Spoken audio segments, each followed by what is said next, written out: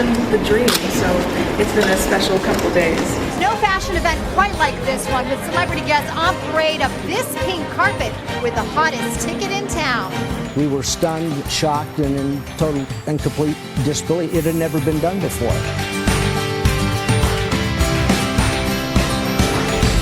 For 2 days, the world has waited for a first look at the royal baby boy, and moments ago, Prince Harry and Meghan Markle stepped out in front of the cameras with their new bundle of joy. Meet baby Sussex.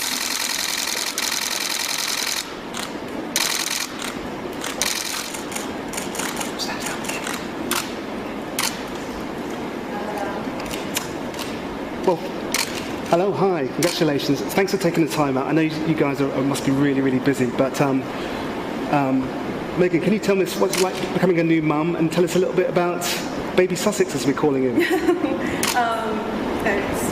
magic. It's pretty amazing, and I mean, I have the two best guys in the world, so I'm really happy.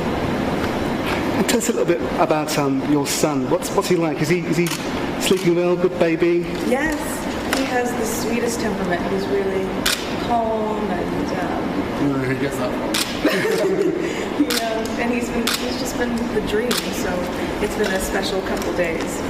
Who does he take after? Does he look like anyone? We're still trying to figure that out. Now, everyone says that babies change so much over 2 weeks. We're basically sort of monitoring how the changing process happens over this next month, really. But his looks are changing every single day. Wow. So who knows? And how are you finding parenting generally? Is it still a special moment? Yeah, it's great. I mean, parenting is amazing. It's only been 2.5 days, 3 days. Yeah.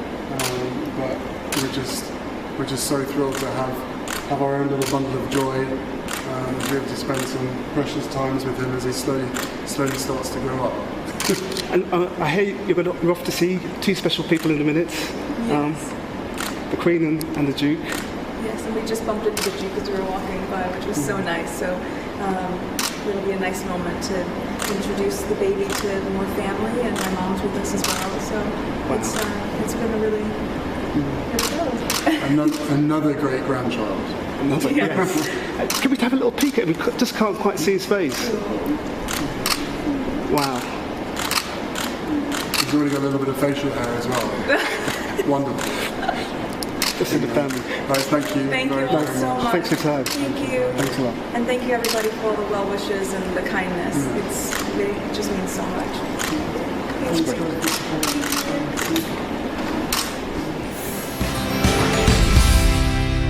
No fashion event quite like this one, with celebrity guests on parade of this pink carpet with the hottest ticket in town.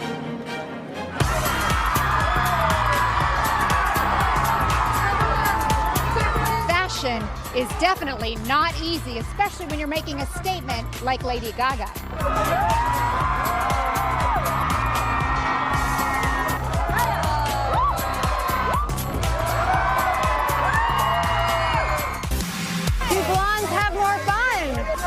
Told me 2 or 3 hours ago I needed to go as a blonde. Wow. Sexy girl, almost like in a men's shirt, tied up, getting out of the ocean, dripping, and onto the red carpet, and all wet. That's our vibe. But you've got a pillow built in here, right? I'm not sleeping tonight, honey. I'm going to be wide awake for everything that's going on. I did bring some chicken just in case. Oh, wait a minute. What's in that purse? I brought some. Okay, she's hungry. Girls gotta eat. This is fried chicken from inside Tiffany's purse. Gigi! How is it powered up? By my heart and my good thoughts. I don't know if I'm supposed to say this, but Katie came out of a UPS truck. Her outfit was too big to have in a hotel. You golden goddess, Miss Oscar winner king. There's a chicken wing. You know who right gave me there. this? Tiffany Haddish gave me this chicken. Of course she did. Of course that It's was still Tiffany. good if you But, want a bite. yeah. No, I'm good.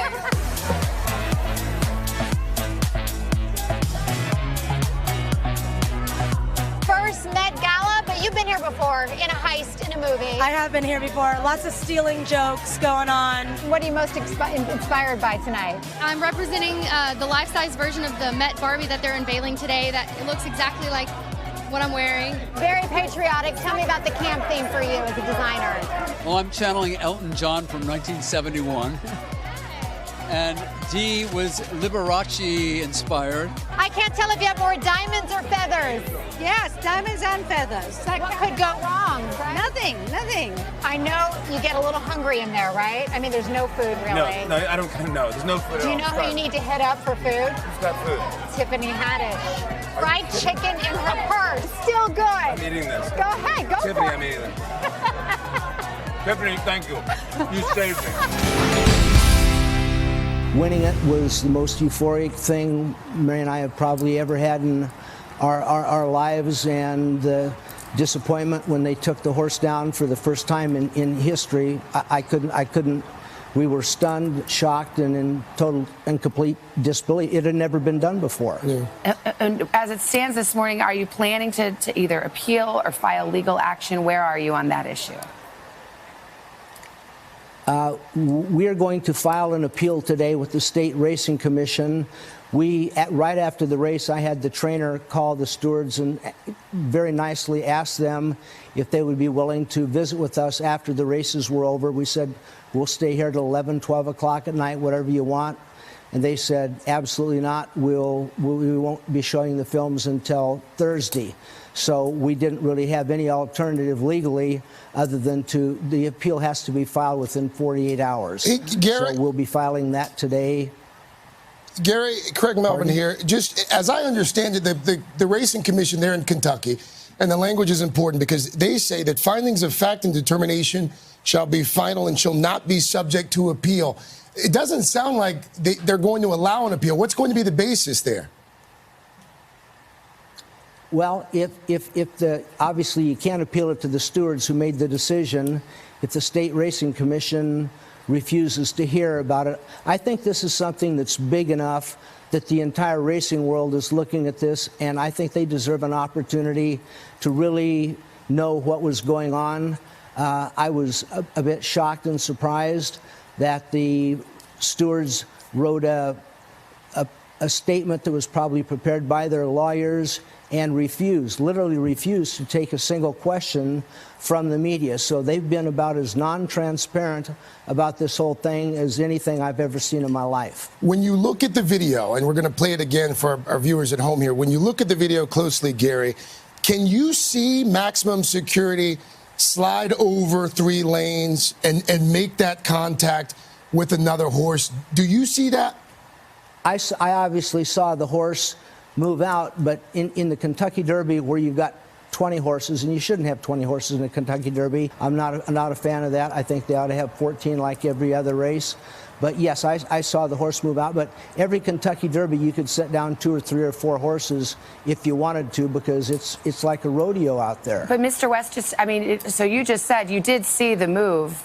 So the rules are the rules. The situation at the Derby with 1920 horses is that situation just on the merits. If there's a move and there's a foul, isn't the judge's decision essentially correct, even if you don't like it? Well, that is a way of looking at it. The thing that is kind of mystifying to me is that the stewards were either looking at a high-definition television or looking at it with binoculars. Our horse was in the lead the entire way around. They looked at exactly what the whole rest of the world looked at, and they didn't file a steward's inquiry. So I can't imagine that it was very obvious to them at the time either.